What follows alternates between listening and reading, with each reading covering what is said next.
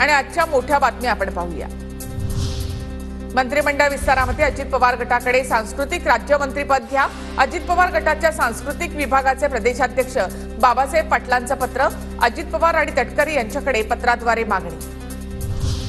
सुनेत्रा पवारांना केंद्रीय मंत्री करा, शुभेच्छा देण्यासाठी आलेल्या कार्यकर्त्यांची अजित पवार यांच्याकडे मागणी। तर मंत्रिपदाबाबत पक्ष विचार करेल, सुनेत्रा पवार यांची प्रतिक्रिया। दुष्काळासंदर्भात बैठक घेण्यासाठी मुख्यमंत्र्यांना पत्र पाठवलं। इंदापूर बारामती दौंड मधील मुद्दे मुख्यमंत्र्यांकडे मांडणार, शरद पवारांची माहिती। कोल्हापूर जिल्ह्यामध्ये राष्ट्रवादी काँग्रेस अजित पवार गटाला धक्का बसणार। माजी आमदार केपी पाटील महाविकास आघाडीच्या वाटेवर असल्याची चर्चा।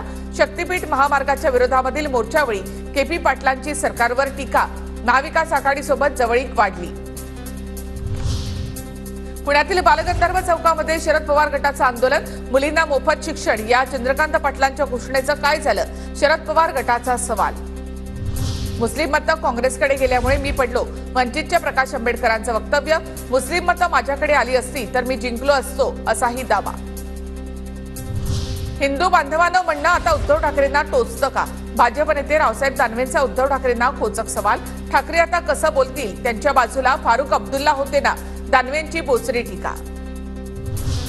निलेश लंकेंना कोणी मदत केली हे त्यांनी जाहीर करावं। पुण्यातील गुंडांच्या भेटीबाबत स्पष्टीकरण द्यावं। मेधा कुलकर्णींचा निशाणा, तर उद्या कुणीही आरोप प्रत्यारोप करेल त्याला उत्तर द्यायचं का? लंकेंचा मेधा कुलकर्णी यांच्यावर पलटवार।